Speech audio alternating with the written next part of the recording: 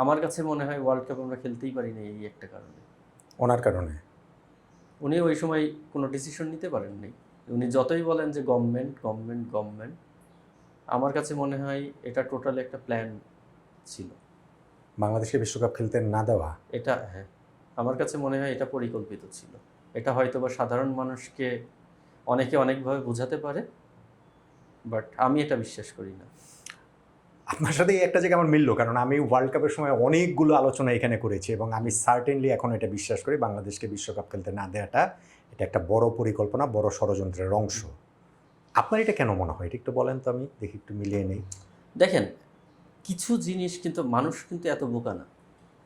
আপনি একবার দুইবার তিনবার আপনি কিন্তু অনেক কিছু বুঝতে পারবেন না, বাট রিপিটলি যদি একটা জিনিস হতে থাকে আপনি কিন্তু আস্তে আস্তে ওটা অনুসন্ধান করার চেষ্টা করবেন যে আসলে ঘটনাটা কি।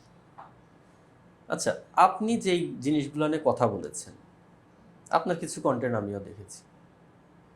ইভেন আপনার একটা কন্টেন্ট আমি প্লেয়ার গ্রুপে শেয়ার করেছিলাম যেদিন ওয়ার্ল্ড কাপ খেলতে যাবে না, ফাইনাল ডিসিশন হবে। আপনি বলেছিলেন যে লিটন, তাসকিন, তোমরা কথা বলো, তোমরা যে খেলতে চাও সেটা তোমরা কথা বলো। এই ভিডিওটা কিন্তু আমি প্লেয়ার্স গ্রুপে শেয়ার করেছিলাম, যেখানে বুলবুল ভাইও আছে। আমাদের কোয়াবের গ্রুপে শেয়ার করেছিলাম, যেখানে বুলবুল ভাইও দেখেছে ভিডিওটা। আমি কেন করেছিলাম? কেন? নিশ্চয়ই কোনো পারপাস ছিল। কারণ একটা ওয়ার্ল্ড কাপ আপনার সামনে থেকে মিস হয়ে যাচ্ছে, সবাই চুপচাপ সহ্য করে নিচ্ছে, কিন্তু সারা বাংলাদেশের মানুষ খুশি। আপনি আমি তো খুশি না, কোনো ক্রিকেটার খুশি না, কোনো সাংবাদিক খুশি না, ক্রিকেট যারা ভালোবাসে কেউ খুশি না। আমার সাথে তাহলে খুশিটা কারা? খুশিটা কারা? খুশিটা কারা? আমি বললাম না, একদিন দুই দিন তিন দিন। মানুষ কিন্তু এত বোকা না। মানুষকে যতই বোকা মনে করেন, হ্যাঁ আমরা আবেগী জাতি, আমাদের আবেগ আছে, এবং সবচেয়ে আবেগের বড় জায়গা কিন্তু ক্রিকেট। বাংলাদেশের সবচেয়ে আবেগের বড় জায়গা ক্রিকেট। এই আবেগটা আছে, কিন্তু এই আবেগটাকে যখন মানুষ নেগেটিভ ওয়েতে ব্যবহার করার চেষ্টা করে, একদিন দুই দিন তিন দিন মানুষ একসময় কিন্তু ধরে ফেলবে। এখন অলরেডি কিন্তু আস্তে আস্তে নাম বের হচ্ছে, কি যেন বট বাহিনী, তারপরে কিছুদিন আগে কি যেন একটা শুরু হলো যে ওটাকে কি বলে, মব, তাই না? এই জিনিসগুলা আস্তে আস্তে কিন্তু মানুষ বোঝা শুরু করছে। তো জিনিসটা হচ্ছে যে যদি আপনার পারপাস থাকে বা আপনার প্ল্যান থাকে যে আমি ক্রিকেটটাকে নষ্ট করব, এই ধরনের কোনো পরিকল্পনা যদি কেউ করে থাকে, আমি শিওর যে বাংলাদেশের মানুষ এটা হতে দিবে না। কিন্তু এই ধরনের পরিকল্পনা হয়েছে বলে আপনার আন্ডারস্ট্যান্ডিং? আমার কাছে মনে হয়। কারা করেছে? কারা করেছে আমি জানি না, তবে আমি মনে করি যে আমাদের এই বোর্ডেও অনেকে আছে যেটা এটার পার্ট। কারণ আপনি দূর থেকে সব কিছু করতে পারবেন না, আপনার একটা জিনিস নষ্ট করতে হলে কাছে থাকতে হবে। আমি শিওর যে ওই পরিকল্পনার মধ্যে আমাদের বোর্ডেরও অনেক মানুষ আছে। ক্রিকেট ধ্বংসের একটা কথা, এটা আমি বিভিন্ন সময় বলি, আমার এটা একটা বিশ্বাসেরও জায়গাটা রয়েছে এবং আপনিও সেই কথাটা বললেন। এবং এইটা যে আমি বিশ্বকাপে বাংলাদেশ এবার খেলতে পারে নাই, তখন থেকে আমার মনে হচ্ছে তা না। আমার নটান্ন মানে কন্টেন্ট রয়েছে যেটা আমার ধরেন আরও আগের 6 মাস, 1 বছর, 1.5 বছর আগে থেকে, মানে ওই সময় থেকে আমি এটা বলছি। সোশ্যাল মিডিয়া দেখে আমার সেটা মনে হয়। আপনার এই উপলব্ধির জায়গাটা হলো কেন বা কীভাবে, যে না আমাদের আসলে ক্রিকেটটাকে কেউ না কেউ, কোনো না কোনো গোষ্ঠী আসলে ধ্বংস করতে চায়? বা কবে হলো, কতদিন আগে? আপনি যেটা বললেন, আপনার সাথে আমি পুরোপুরি একমত যে এই ওয়ার্ল্ড কাপে যায়নি এই জিনিসটা কিন্তু আমার, মানে আমি তখন থেকে যে আমি এই জিনিসটা চিন্তা করছি বিষয়টা তা না। আমি লাস্ট 1-1.5 বছর ধরে আমি কিন্তু সেম জিনিসটা ফলো করছিলাম, যে বাংলাদেশের এই বছরের যে টি-20 স্কোয়াডটা আপনি দেখেন, বাংলাদেশ তো কখনোই এমন টিম ছিল না যে যেখানে গেছে সেখানে জিতেছে।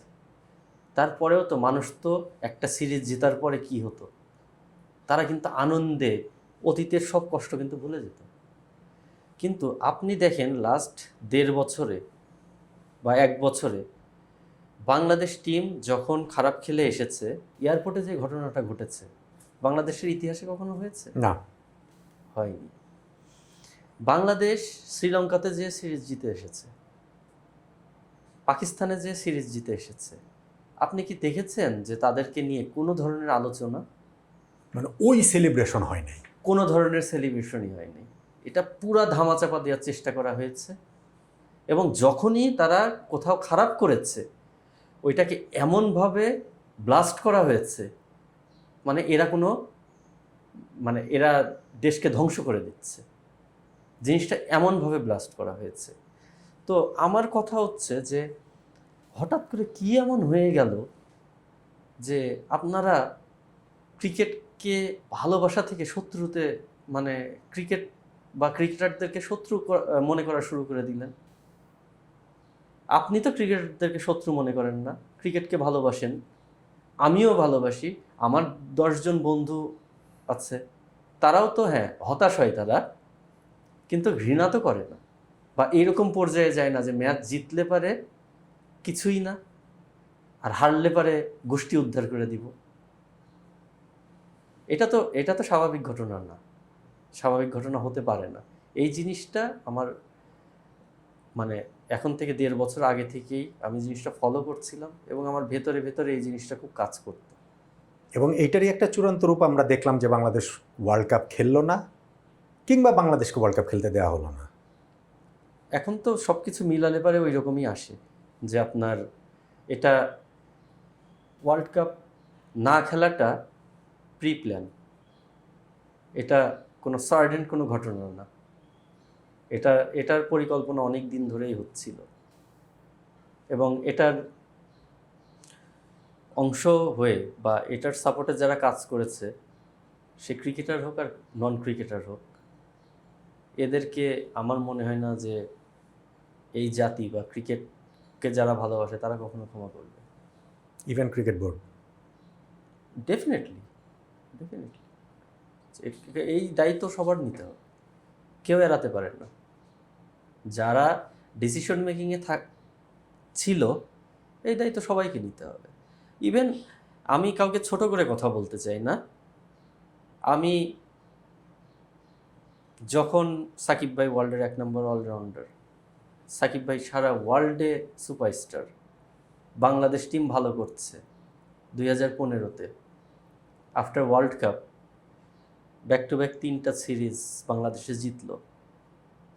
আমাদের আসিফ নজরুল স্যারকে তো ওই সময়ও দেখেছি সাকিব ভাইকে নিয়ে বিভিন্ন ধরনের নেগেটিভ করতে, যে তাদেরকে বেশি বেশি প্রিভিলেজ দিয়ে দেওয়া হয়ে যাচ্ছে।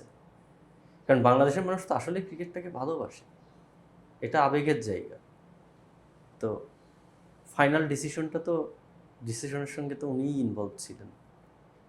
তো তার মানে কি উনি কখনোই তো ক্রিকেটকে ভালোবাসতেন না, ক্রিকেট ওনার মানে জায়গায় ছিল, মানে ঘৃণার জায়গাতেই ছিল ক্রিকেট। এখন উনি যতই বলেন যে ক্রিকেট আমাদের আবেগের জায়গা, এটা তো আমার কাছে বিশ্বাসযোগ্য না যে উনি এটা মন থেকে বলছেন।